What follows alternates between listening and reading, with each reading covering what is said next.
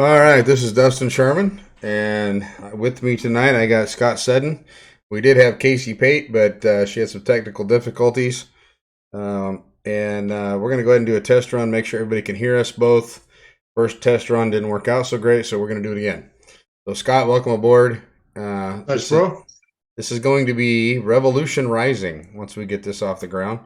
So, this is a test run to make sure all the recording stuff works and we get to chat a little bit and we can talk about some of the current events and all that good stuff that's going on.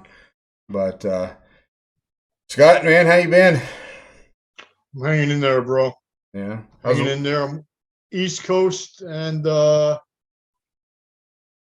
getting ready for winter. we're Thanksgiving, we're just about as far apart as you can get in the country. I'm in right? Alaska. You're in where'd you say you're at now? You're in I'm in Pe- Pennsylvania. I'm in Pennsylvania now. Pennsylvania. Originally New York City. Yeah. Well, at one Yeah, time we were as far away as you could get from each other. Well, Florida, I guess, would be a little further away, but not much. How's the yeah. weather? How's the weather doing right now? There. It's actually not too bad. I'll tell you, it's pretty cool where I live. So I live in Wilkes-Barre. Wilkes-Barre is a town that is in a bowl, so it's surrounded by mountains. It's beautiful. That's I come cool. from New York City, moving out here. I lived down in Florida for a year after the pandemic. Hot as hell. I wasn't adapting real well to that. Plus, I needed to get closer to my kids. So I wound up coming up here. Wilkes-Barre is real cool, surrounded by mountains. I Mhm. drive out of my driveway in 5 minutes. I'm in the mountains, uh, beautiful rivers and lots of wildlife and all that stuff, all the stuff that I missed in New York City. But the weather's interesting. So this morning I was going to work and I wound up leaving my community, which was dense fog. It was as if at 7:30 in the morning, as if it was nighttime. The fog was that dense. Wow. And when I left Wilkes-Barre and went up to Mountaintop, which is the next town, which is on top of one of the mountains, clear as day. So That's weather cool. is very, very interesting. Pennsylvania is a beautiful state, filled with some incredibly good patriots. So That's not as good. cold as not as cold as it is out by you though. Yeah, well, it's not super cold here yet. I mean, we're below 30, but luckily Anchorage is one of the I'd say more mild. Now, if you live like toward Juneau or toward that area, it's more like a rainforest kind of scenario, so it's a little bit warmer. But Anchorage is not terrible. I mean, we get to zero once in a while, but we've been staying the last couple of years been pretty mild, right around anywhere between 15 to 30 in the winter, which isn't actually that bad. You acclimate to it up here pretty quick. The only problem here is it's really dry air. There's a couple things that you get with that. You get um, like nosebleeds, crap like that. Your skin dries out. But when it's dry like that, we get the chance for something that not many people in the country get, and that's the northern lights. The drier it is, the more northern lights we see. Um, it's Interesting. static in the air. So what most people don't realize is northern lights. What that is that's actually um, particles in the air that actually it's static electricity. Is the best way to describe it.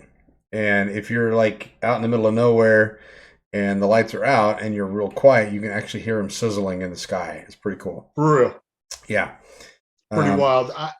I always thought that was COVID being spread. Uh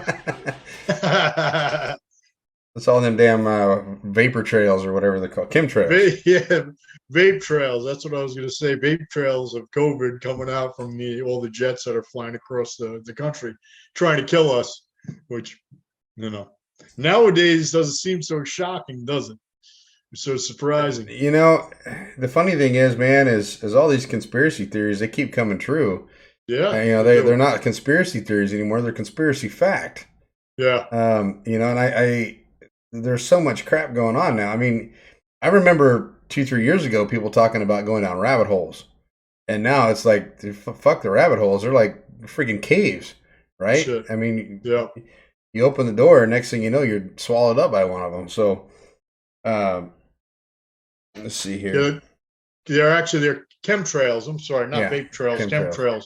And you know what's funny? Because back in the day, during the Vietnam War specifically, we used, uh, we purposely modified the weather. Yep. So it is something that they use. So it's not really far fetched. Well, It's actually, it is actually true. think You about know? and I've worked with a couple guys that have gone through this, but think about Agent Orange, right? That's Yep. chemicals that we dropped in Vietnam, Yep. and it wasn't originally designed to kill; it was designed to maim. And it's kind of the same thing with what was the fiery stuff that they used, napalm. Napalm. A lot of that wasn't necessarily designed to kill. It was designed to destroy infrastructure. It was designed to maim people more than kill them. And if you look at it like this, I mean, we're dying a slow death with all the crap and chemicals that are in our air. That's the one thing that kills me about our politicians right now pushing this climate change crap. Well, how many of those politicians jump in a $3 million jet and fly across the world to go to Davos and all these other places and waste the fuel and contribute to that global warming or whatever global crisis that they want to push out there? So we know we have an election coming up November the 8th. So what do you think? What is you in your eye? If you could guess what's going to happen, what do you think is going to happen November 8th? I should say this, not November 8th, because it's going to take a few days to count the It's votes. gonna, yeah, you got to remember that part's very important now. let's say November 15th. We're gonna go out and we're gonna cast our votes and stuff. And do you see a red wave coming, or do you think that the Democrats are gonna pull another one over on us? Tell you what, it's going to be interesting, isn't it? At this point in time, I don't put anything past what the Democrats will do to hold on to power. If you look in,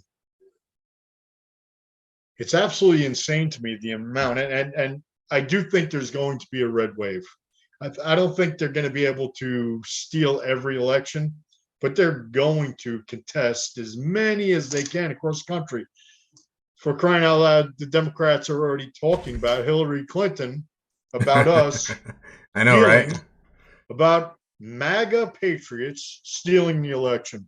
Now, what is a MAGA patriot?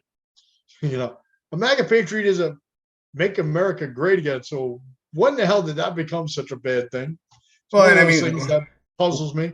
what in those four words is racist? Make Right. America great again. Yeah. It was great in the '80s when Reagan was in there. He made it. He made that was my president, man. I grew up. Ronald Reagan was the guy that I looked up to. He was the Yeah. Me too, man. one of the greatest human beings that I've ever witnessed speak in front of a microphone, speak in front of a crowd. He was a statesman, and we haven't had an actual statesman in quite some time now. I mean, you could Well, say Bill Clinton tried. Obama, Obama was full of shit from the get go, and I think everybody but knew he it. was. That's the Uh, thing, man. But he was one of those eloquent speakers that just mesmerized the left, mesmerized individuals on the right that were easily manipulated yeah. by, you know, individuals that look good, that were appealing to the eye, and that could speak somewhat intelligently. Mm-hmm. Because the guy is intelligent, but he's evil. So you put those two together, and what do you have? They have another Adolf Hitler, for crying out loud. But he was a pretty darn good speaker, I thought. Yeah, I mean, he was, and the funny thing was, and I've told this to a lot of people, was whenever he decided to run for the first term, um, and he was doing well, I kind of thought to myself, well, maybe the country's ready for something like that. We'd already had Clinton, and Clinton actually didn't kill us. He didn't hurt us that bad. I mean, he got the economy going, and he did okay. He got rid of the national debt, and he did, other than his personal life. I mean, Bill Clinton was a pretty decent president, and I agree. is a Democrat. Right. Unfortunately, we don't have any more Democrats like that. Now they're all like That, AOC and Bernie Sanders and Nancy Pelosi. and that's the thing, man. Back in the day, Democrats weren't necessarily a horrible thing.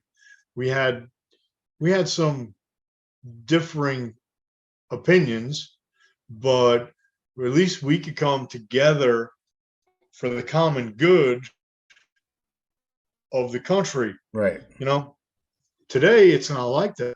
Today it's all about destroy America, destroy the traditional value, the family unit, the patriotism, everything the left does, the American flag, everything that they do is to go against every one of our traditions from the inception of this country up until right now, you know.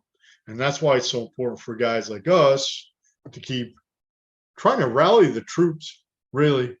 Um, Well, growing up, one of the things that I was kind of taught, and this is the truth, it rings true right now. Um, you got two different parties, two major parties. Of course, you got your Green Party and your Tea Party and all that other kind of stuff that are offshoots. But you've got your two major parties, the red and the blue. And if you look at them and how they started, I mean, you could even only go back to the 80s and you could see the difference. But one party over the other one always wants to point out everything someone does wrong. And that's the blue party, right? They're always like, well, we can make it better. Well, if it's not broke, don't freaking fix it. Like this build back better crap, right? That this administration's pushing. Well, you know what? I could build back better with Legos. I mean, seriously, that's how bad this is getting. yeah, We're in a national crisis right now for diesel gas. Luckily, in yeah, Alaska, our mayor came out a couple of days ago and said that we don't have to worry about that so much up here because we we uh, we have a pipeline that has diesel and we have a refinery here, so we can refine it as well. So we don't have to depend on the lower 48. But all my friends down south that are in the same, you know, age range as I am, that are now farming, that are now running their own ranches, things like that. Um, places that depend on semi trucks to deliver goods, they're screwed. I mean, they're literally down to like 18 days of diesel reserve, and that's, you think about everything that uses diesel. And with that being said, now think about all the diesel vehicles that we've had go over to Ukraine that are overseas that we're wasting diesel on those. And the military's got their own little reserve of fuel and all that kind of crap, but imagine what that could do for the country if we absolutely needed it. But we're spending it over in Ukraine and South Korea, and I mean we're wasting it. I can say we're wasting it. We're up there defending not our country, but but not by accident. no. You know, if it was by accident, I could see. Still, stupidity is stupidity, but the worst part of all of this is that it's all being done on purpose. That's why this administration has cut off the pipeline. Um, you know, Well, they want to cripple us. Really, is what they're trying to do. they did some damage to our pipeline, not like physical damage, but cut us back quite a bit up here, and it cost some jobs. As you know, and then of course COVID hit, and that didn't help either. So we're kind of running on a skeleton kind of crew up north on the slope, but they're starting to hire again, thank God, and so they're starting to ramp up some stuff. But the production was cut, and you know the one thing that we need to do, and the Fed, or the federal DC basically needs to stay out of the state's businesses. And Amen. if the state has an oil pipeline, stay the fuck away from it. Don't Yeah. get involved in it. Yeah. That's what hurts us, is every time that we get a state or we get a foot up, DC comes in, they either take a piece of it or they shut it down or they do their own thing. They've done that with California, and I lived in California for a while. Or They they sell it to China. Yeah. And we're not making any money off that stuff. Look at all the crap we buy from China as it is. Yeah. The only thing that they want is stuff that's infrastructure related, and and they steal all of our patents and shit. So when we send stuff over there, they may buy like a chunk of it, but then they'll remanufacture all the crap themselves, so they don't need us. And they've got that kind of industry and stuff over there. That's also one of the reasons that if you're looking into the climate change crap, also one of the reasons China is one of the biggest polluters on the planet. They're not. They are. We doing anything to them? No. Nope. Um, but yeah, we definitely need a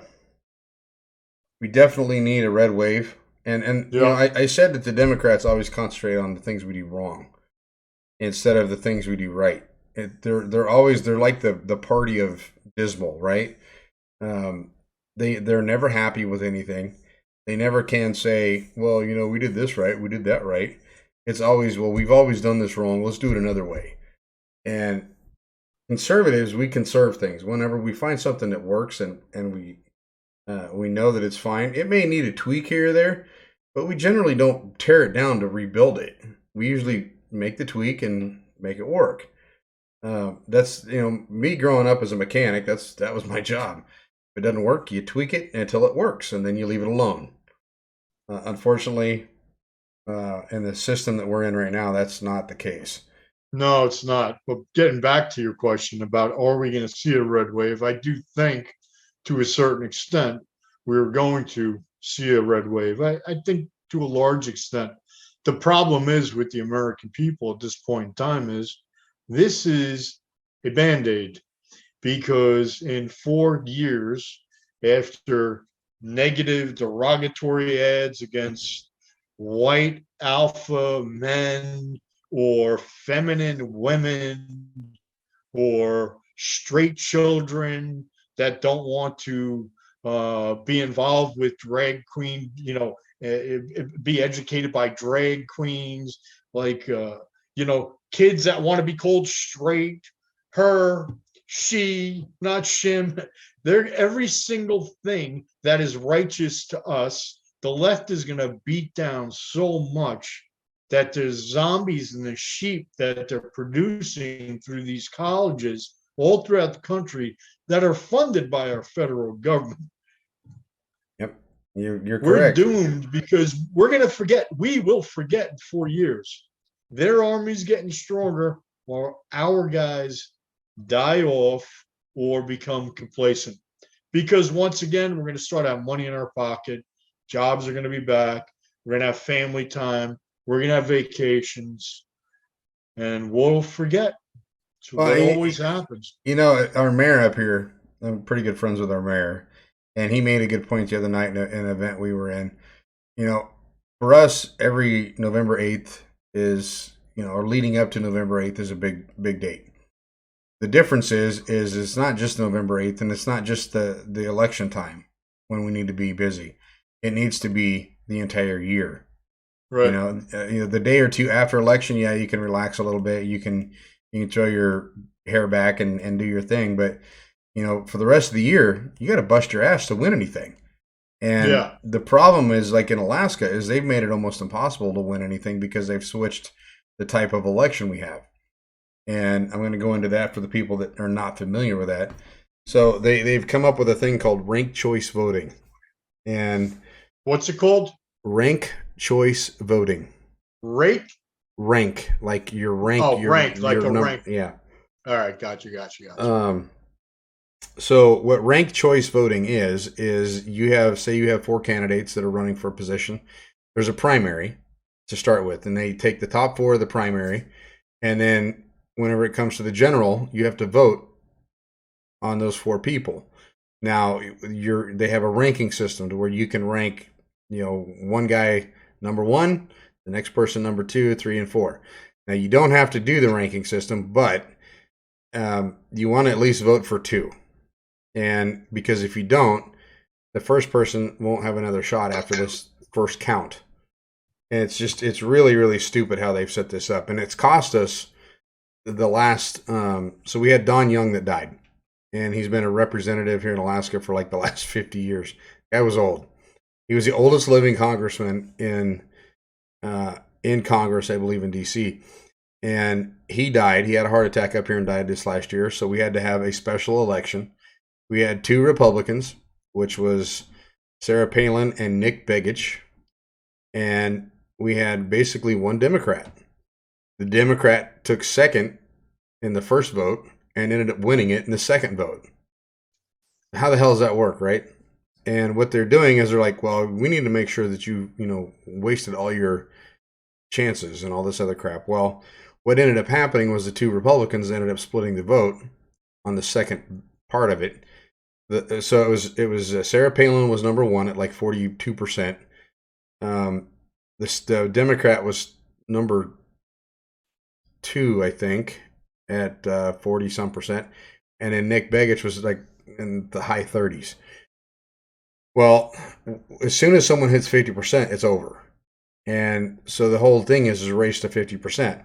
Well, since Sarah and the other lady didn't have 50%, they ended up knocking the third place out because that's the first count. They knocked the lowest person out.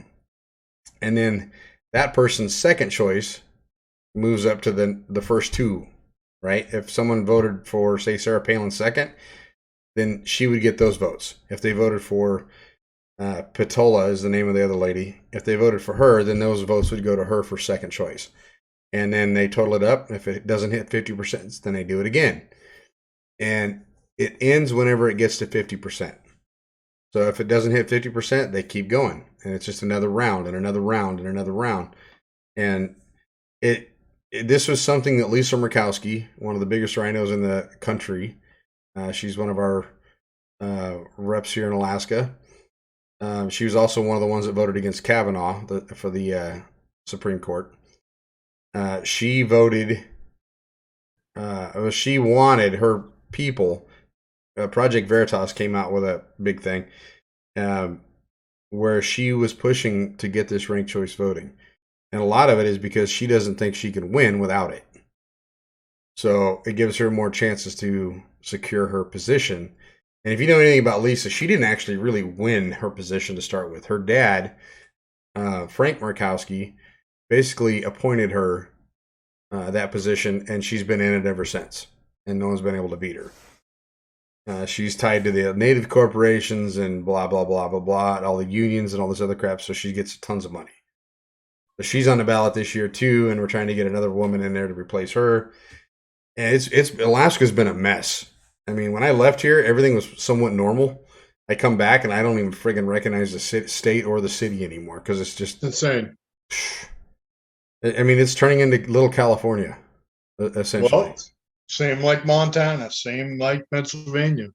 COVID has basically put into play exactly what the Democrats want to happen. They're going to push everybody out of the big cities because they can't afford it. They're sick of the crime. It's less expensive, more freedom.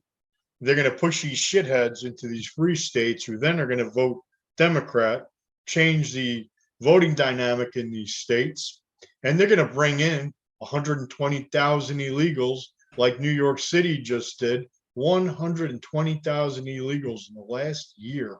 Yeah. 120,000. That changes the dynamic forever. So one of the things, talking about politics for us is what can we do as individuals? Well, we have one of our guys in South Carolina who's a part of AP years ago before he started getting more involved in politics. He's about to win a seat in the House in his state. He told me not to mention his name yet, but I will on the show. As a matter of fact, probably bring him on at some point. Real good guy.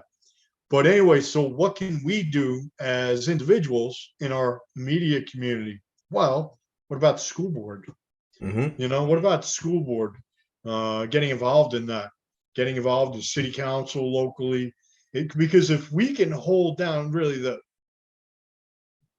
one of the reasons why I started AP3, and I don't want to, we're not going to turn this into this, but the reason why I believe in the philosophy of eating the elephant one bite at a time. Mm-hmm. I had a guy years ago tell me, I was like, how the hell are we going to turn the tide in this country? And he's like, Scott, how do you eat an elephant? I'm like, how do you eat an elephant? Like one bite at a time. We take back one county at a time across the country. If you look at the election cycles for eons, this whole entire country is always red. The heartland of America is always red. Even blue states, for example, New York State, you look at New York State, 90% of that state is red. Yep. Half of California is red. Yep. So if we're able to lock down our counties, well, we have a chance to defend our local communities a hell of a lot better. Well, we have a chance in voting, too. Well, and here's something that I've always thought that was that needed to be done is, with the exception of Alaska, because we don't have sheriffs, but I think there's 2 states in the country that don't have sheriffs. I think Connecticut's one, and us is the other. We have appointed positions for our police department. We have a chief of police. We have. That's a damn shame. Yeah, it is. Yeah. But we need constitutional sheriffs that are going to. Amen. 2, one, they need to arrest these assholes. 2, they need to deputize a large portion of the population. They don't have to pay them. Just deputize them so that if we decide we want to go in and arrest somebody, we can. And I tell you right now, you put that threat in front of a politician, they're going to act right, or they're going to go to jail. Even a night in jail in a drunk tank is not a fun, pleasant experience. No, it's not. I've been in the catacombs of New York City many times, a couple times. It's not fun. I've been a prison guard. I mean, I've seen some of the worst of the worst, and I've seen some of the minor offenders and all that kind of stuff. And you put the threat of someone going to jail, and things change perspective very quickly. And it's like these school board members. I mean, if you would have thought 20 years ago, like say when we were in school, or 25 years ago, whatever. When we were in school, you never seen anything that was pornographic in our libraries, ever. And, not even in dictionaries or encyclopedias and stuff like that. You never see anything unless it was like, a tribe of Indians or a tribe of, someone from African Africa. women. Yeah. That was the only time you ever seen any kind of nudity. And then you snuck off into the bathroom with the National Geographic. Return with sticky pages. You put it back on the shelf, and you went to class. And it never came back out with me.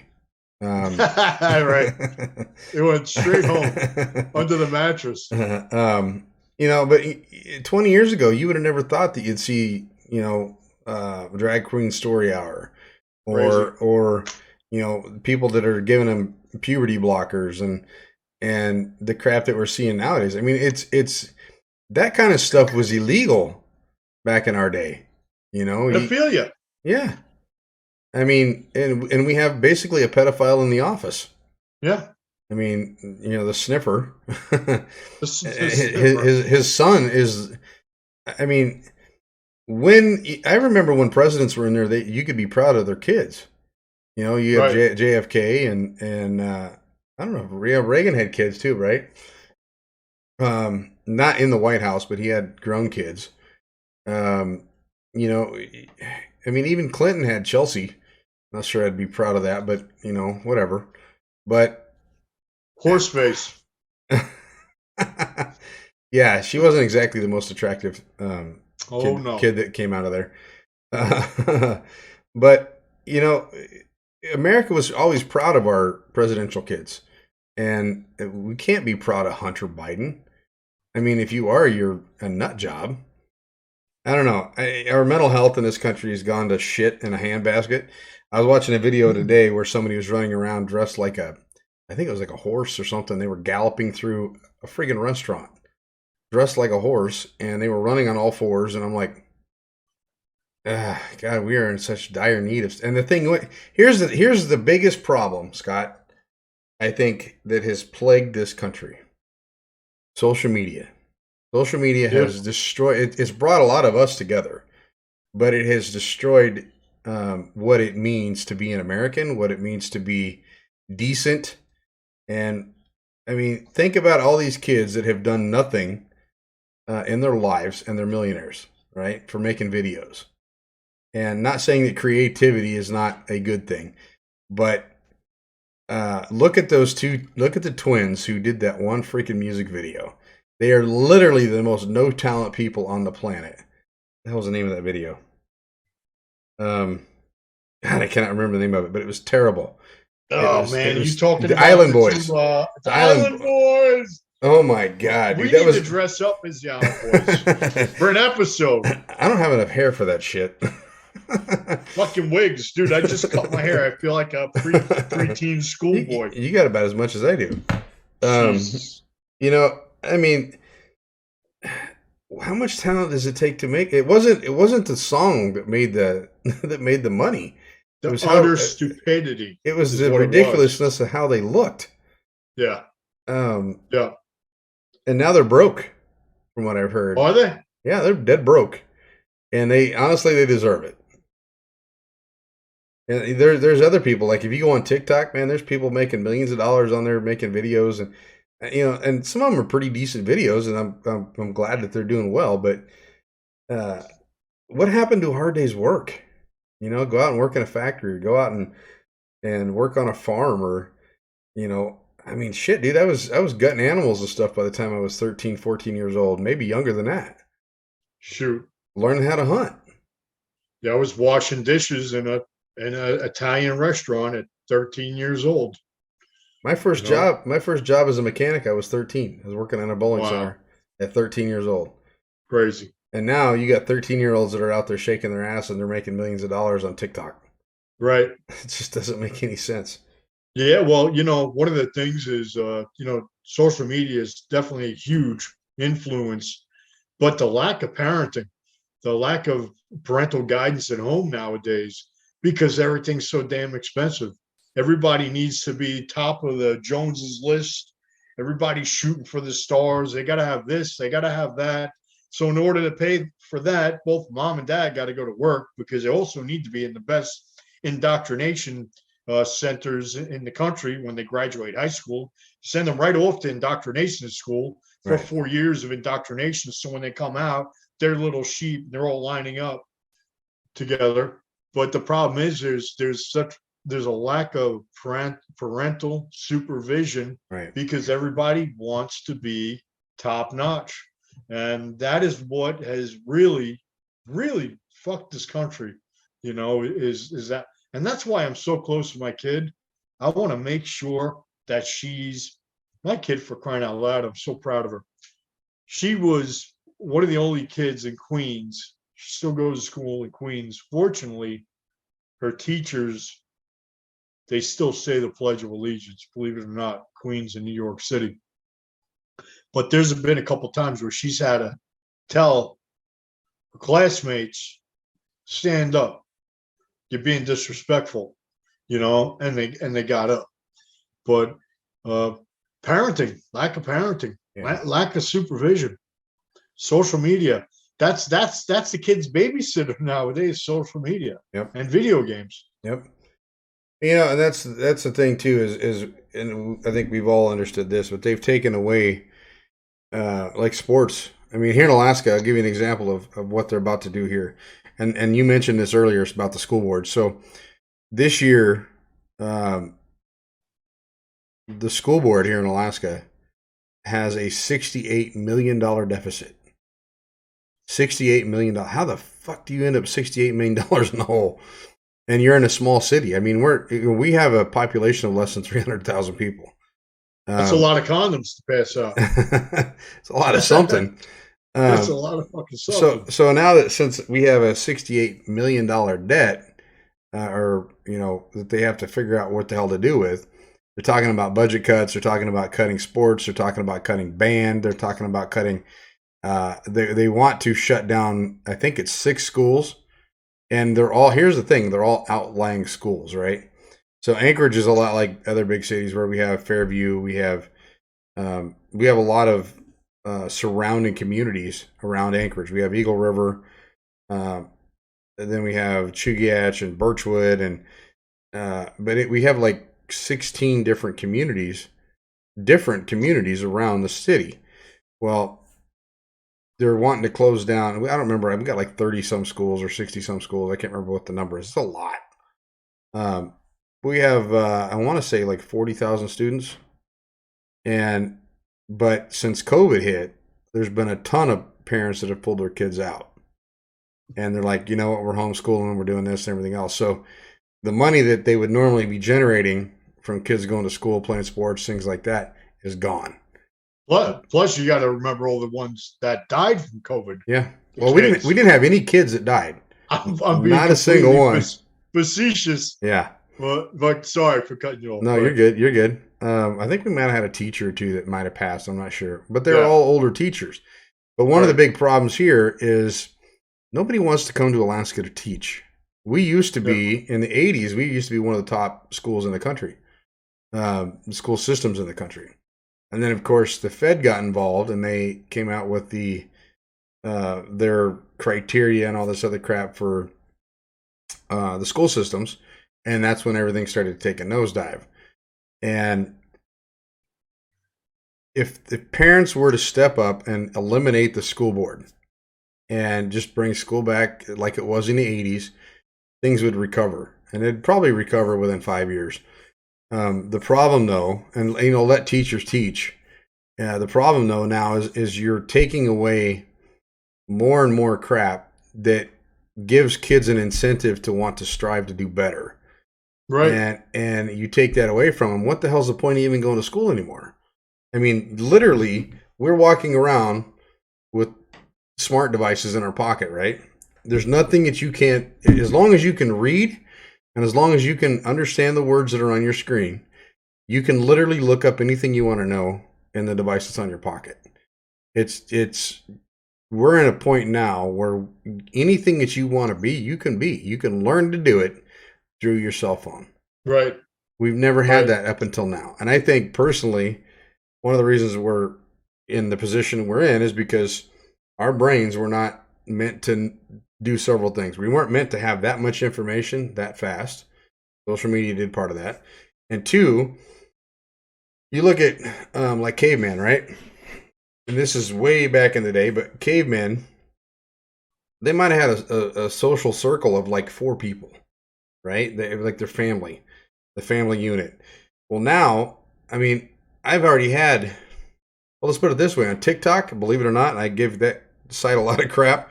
I've got 24,000 followers on there, and I don't do anything. crazy, crazy.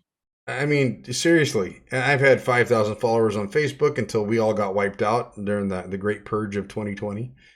Um, uh, you know, the thing is we're not, our brains are not designed to have that many contacts and that many, um, that many friends. Really, we have a circle of like maybe 4 to 10 friends is what we're really meant to have, and that's just evolutionary type stuff. But you have 5,000 friends, you can't keep up with all of them, and then you end up on Facebook and everything else, and responding to this and responding to that. What the hell is it? It's not fulfilling, right? You get like a high off of people liking your shit. That's about it. That's the only thing that you're getting off Facebook. And yeah, we all do it. It's nice to have a following and all that kind of stuff, and brag about this or brag about that. But in the end, if you look at the thing as a whole, it's destroyed our country. It's created division between different ethnic groups, or between whites and blacks and Hispanics and Chinese and or Asian and whatever. It's like having gangs. If, Volinsky.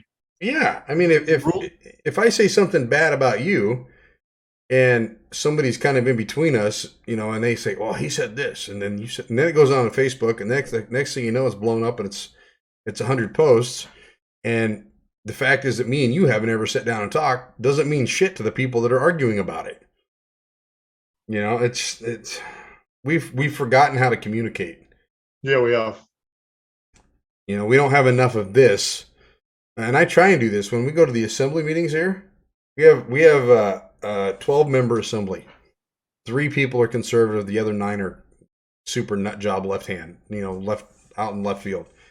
But that doesn't stop me from trying to at least communicate with the people that go in there. There's a couple people that I respect, and I see them at the assembly all the time. We know each other by first name, and if somebody goes up there and has a good point, I'll say, "Hey, yeah, that was a good point," and they will do the same for me if I come up with something good. But um, politically, we don't stand in the same places, but we also understand that we don't need social media to denigrate one another for anything other than our own satisfaction. So, you got anything else you want to add? We've got a few people that are watching. We got 5 people on right now on Facebook. I can't tell what's on YouTube or Twitter yet, but and I needed to go on there and delete the other video we did. So, you got anything else you want to add before we close it up? Not really, but I want to ask you a question. I could ask you later, but I'll ask you now, so it don't matter. It's our first run. Yeah. Could you hear me when I was trying to share this on my Facebook? Because I had this screen open and then my Facebook screen with your link to this. I never, I don't think I ever heard you cut out. So I've heard You you pretty did? much the whole Okay, all time. right, good. So I know for the future. But do I really want to add anything? I mean, let's pray for a red wave, Yeah. because if we're on the verge of war, people are so naive what's going on in this country, and we live in very, very dark apocalyptic times, man. It's quite scary, especially being a dad having a kid in New York City. So I would say prep up, people. If you're not starting to prep up, It's prep too up. late. Well, it is, but you could always add to what you have, your preps, Yeah. because remember, you may have family that may rely on you, come to your house because you're prepped for your family.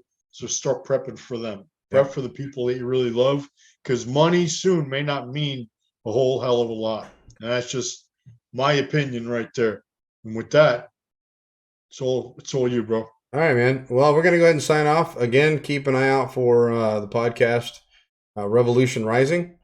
And we'll be on here doing live videos like this, and we'll probably start taking on some guests and things like that now that we've got some of the stuff worked out. So we'll be reaching out and see if we can't get some people on. And I think it's good that we have, we're clear across the country from one another, and it's late Scott's time. So it's good that we have some discourse and stuff back and forth, and we need that across the country. So, with that said, I'm Dustin Sherman. This is Scott Seddon. We're gonna go ahead and sign off for tonight, but you guys all have a good week, and make sure you get out and vote on the 8th or before 8th of November, and do your civic duty. We'd all appreciate it. Amen. Good night, all.